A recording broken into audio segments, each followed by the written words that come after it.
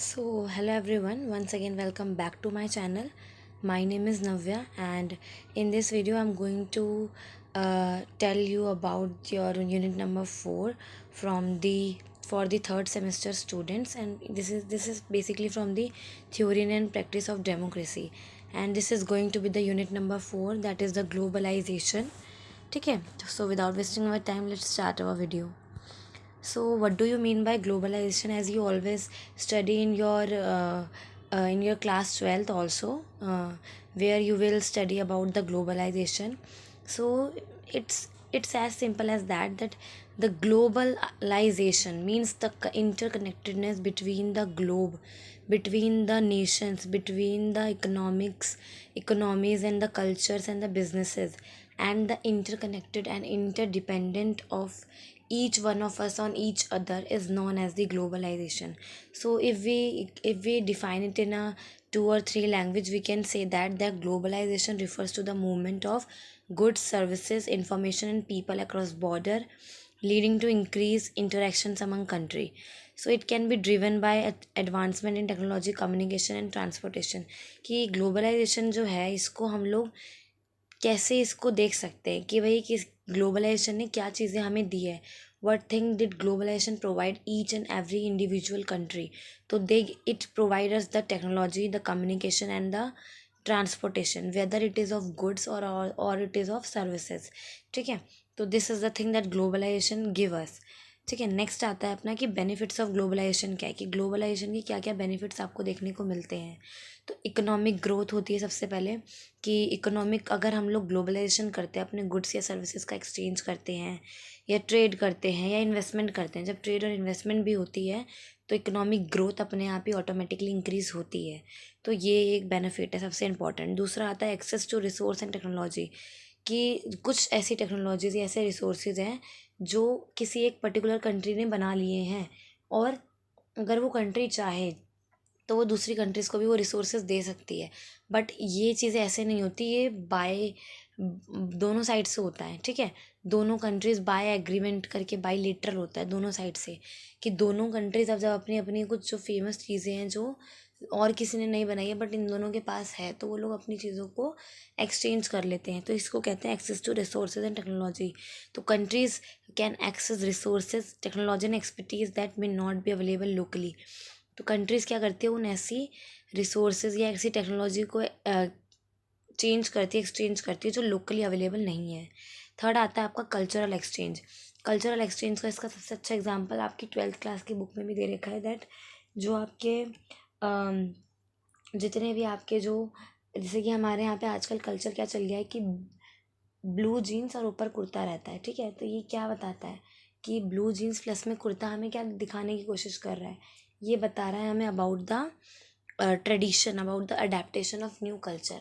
तो ये सब चीज़ें उसके बारे में बताती है. तो कल्चरल एक्सचेंज का मतलब यही होता है कि जो चीज़ें हम अपनी कंट्री से दूसरों को दे रहे हैं और दूसरे वाले अपनी कंट्री से हमें दे रहे हैं. फॉर एग्जांपल जैसे हमारे यहाँ पे इस्कॉन टेम्पल्स हैं, तो उसके अंदर ज़्यादातर फॉरेनर्स होते हैं. ठीक है, कह सकते हैं आप. तो वो उनका ड्रेसिंग सेंस हमारी तरह हो गया ना, पहले वैसे नहीं रहते थे. तो ये क्या है, कल्चरल एक्सचेंज है. फोर्थ आता है आपका कंज्यूमर बेनिफिट. कंज्यूमर बेनिफिट का क्या मतलब है, with increased population and competition from international market. Consumer का बेनिफिट कैसे हुआ है कंज्यूमर को, कि इंटरनेशनल मार्केट्स के अंदर जब हमारी लोअर प्राइसेस पर हमें lower prices and more choices हमें मिलती है देखने को. ठीक है, कंज्यूमर को बेनिफिट होता है इन सब चीज़ों से, कि जब इंटरनेशनल लेवल पर हम लोग अपने ट्रेड को लेकर जाते हैं, तो वहाँ पे क्या होता है, अलग अलग कंपनीज होती है. जैसे अभी आपको मार्केट के अंदर चाइना, इंडिया और पता नहीं यूएसए, पता नहीं कहाँ कहाँ का, जापान वगैरह के प्रोडक्ट्स मिल जाएंगे. तो सेम प्रोडक्ट होगा, चार कंट्रीज़ ने बना रखा है. आप क्या लोगे, जो आपको सबसे सस्ता लगेगा वही ले लोगे आप. ठीक है, तो ये होता है कंज्यूमर को बेनिफिट जब इंटरनेशनली ग्लोबलाइजेशन होता है. तो फिफ्थ आता है देखो जॉब क्रिएशन. जॉब क्रिएशन तो होता ही है, चाहे इंडिया की कंट्री कहीं बाहर जाए या बाहर की कंट्री कोई इंडिया आए. अगर ऐसा होगा तो यहाँ के ही काम लोग काम करेंगे ना, वो अपने अपने साथ तो मज़दूरों को लेकर आएंगे नहीं यहाँ पर.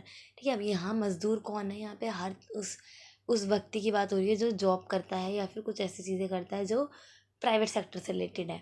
तो इस तरीके से हमारे जॉब क्रिएशन हमें देखने को मिलता है। नेक्स्ट हम आते हैं अपना ग्लोबल इश्यूज़। यही आपका टॉपिक है इस यूनिट का भी, कि ग्लोबल इश्यूज़ होते क्या हैं। तो देखो, सबसे पहला आता है climate change. Climate change globalisation से होना ही होना है। क्यों? देखो क्यों होता है, क्योंकि कंट्रीज़ डेवलप हो रही हैं और वो बहुत सारी ऐसी एक्टिविटीज़ परफॉर्म कर रही है जो हमारे इन्वायरमेंट को हार्म कर रही हैं। वेदर हम चाइना के अंदर डिफॉरेस्टेशन की बात करते हैं या फिर किसी दूसरी कंट्री में एक्सेसिव यूज़ ऑफ कार्स या फिर इन सब चीज़ों की बात करते हैं, तो ये सब चीज़ें हमें हमारे अर्थ का टेम्परेचर राइज करती है, जिससे ग्रीन हाउस गैसेस हमारी इंक्रीज़ होती है, एमिशन उनका ज़्यादा बढ़ जाता है। तो इससे हमें ग्लोबल वार्मिंग भी देखने को मिल सकती है। ठीक है, तो इससे क्या होता है, इन्वायरमेंट को भी थ्रेट देखने को मिलते हैं। कभी कभार बहुत, जैसे आज के टाइम पे अगर हम इंडिया की बात करते हो, ज़्यादा ठंड, ज़्यादा गर्मी, ज़्यादा बारिश, सब चीज़ें ज़्यादा ज़्यादा हो रही हैं। तो क्यों हो रहा है ये? क्योंकि ह्यूमन बीइंग ने इन्वायरमेंट को उस तरीके से नहीं रखा जैसे उसे रखना चाहिए था। हम लोग डिटोरिएट करते जा रहे हैं, तो नेचर विल अपनी जगह तो नेचर वापस लेगा ना, तो फिर बस उसके लिए फिर तो बाढ़ आ जाती है, तबाहियाँ आ जाती हैं, बस इस तरीके से। सेकंड आता है देखो पॉवर्टी। पॉवर्टी क्या, आज के टाइम पर भी बहुत सारे ग्लोबल इशू, हम कोशिश कर रहे हैं कि हम पॉवर्टी से बाहर निकलें। इसके लिए हमने ऑलरेडी बहुत सारे इंटरनेशनल ऑर्गेनाइजेशन बना रखे हैं, जैसे कि यूएन के अंदर भी है। ठीक है, तो millions of people still lack access to basic need. तो आज के टाइम पर भी बहुत सारे ऐसे लोग हैं जो बेसिक नीड्स को भी फुलफ़िल नहीं कर पा रहे हैं, चाहे वो एजुकेशन हो, चाहे वो हेल्थ केयर हो, या चाहे वो फूड या क्लीन वाटर ही क्यों ना हो। ठीक है, थर्ड आता है देखो इनइक्वालिटी। अब जैसे जैसे ग्लोबलाइजेशन हो रहा है ना, तो पर्सनली ऐसा लगता है कि इनकम इनइक्वालिटी बढ़ती जा रही है, कि कुछ लोग तो बिल्कुल अमीर होते जा रहे हैं और कुछ लोग हैं जो गरीब होते जा रहे हैं।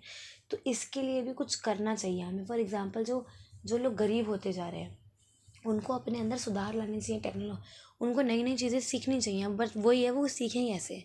ठीक है, जब उनके पास पैसा ही नहीं, तो इसके लिए आपको गवर्नमेंट की मदद लेनी पड़ेगी। तो ये सब चीज़ें हैं। ठीक है, तो इनइक्वालिटी एजुकेशन, हेल्थ सेक्टर, हर जगह मिलती है देखने को। फोर्थ आता है आपका देखो ग्लोबल हेल्थ। ग्लोबल हेल्थ का मतलब है जैसे कि पूरे इंटरनेशनल लेवल पे जब ऐसे कोई कोविड जैसे पैंडमिक आते हैं, तो ये हमें ग्लोबल प्रोटेक्शन की ज़रूरत महसूस करवाता है, कि किस तरीके से ग्लोबली हमें इकट्ठा रहना है और एक दूसरे की केयर भी करनी है। तो ग्लोबल हेल्थ क्राइसिस हो जाते हैं, ये भी हमारे कुछ ग्लोबल इश्यूज़ के अंदर आता है। फिफ्थ आता है आपका conflict and violence. Conflict and violence का मतलब है कि हमारे यहाँ पे बहुत सारे कॉन्फ्लिक्ट्स देखने को मिलते हैं, जैसे कि इश्यूज़ के अंदर, ग्लोबल इश्यूज़ के अंदर सिर्फ goods and services, climate, poverty, inequality, global health का ही इशू नहीं है, बल्कि कन्फ्लिक्ट है और काफ़ी ज़्यादा वायलेंस भी है। टेररिज्म देखने को मिला है देखो, political instability, humanitarian crisis, displacement of population, obviously इसके अंदर माइग्रेशन भी आप लिख सकते हो।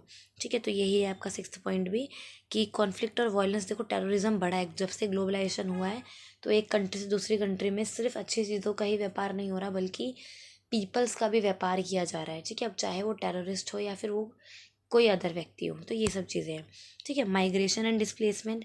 ग्लोबलाइजेशन का सबसे बड़ा इशू है माइग्रेशन। जब किसी भी कंट्री में मान लो कि दो कंट्रीज़ के अच्छे रिलेशन्स हैं, वो लोग आपस में नेबरिंग कंट्रीज़ हैं, तो किसी पर्टिकुलर कंट्री के अंदर कोई फेमाइन या फिर कोई नेचुरल आपदा आ जाती है, फैक्टर इन्वायरमेंटल कॉन्फ्लिक्ट आ जाता है, तो वो लोग फोर्सफुली माइग्रेट करना पड़ता है उनको एक कंट्री से दूसरी कंट्री में।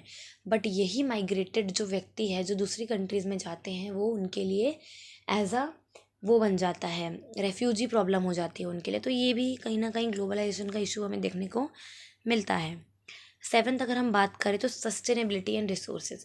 सस्टेनेबिलिटी का मतलब ही होता है टू यूज़ योर रिसोर्सेज इस तरीके say that the future generation and the present generation will, future generation effect ना हो और जो प्रेजेंट जनरेशन है उसकी नीड्स भी फुलफ़िल हो पाए। तो इसके अंदर क्या आता है, नेचुरल रिसोर्सेज को ओवर एक्सप्लॉइट करना, जितना ज़रूरत है उतना किया जाए। Over exploitation of anything can lead to damages and changes.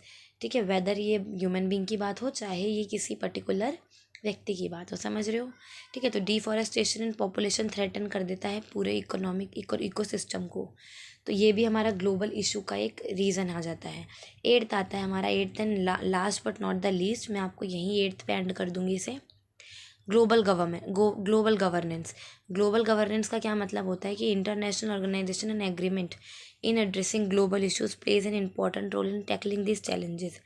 Global governance का मतलब है कि किस तरीके से ग्लोबल लेवल पर अगर जैसे पैंडेमिक आ जाते हैं या अदर कोई चीज़ें आपको देखने को मिलती है, that you will realise that there must be an organisation at the global level that will provide direction to each and every country that how what to do in a certain or particular situations.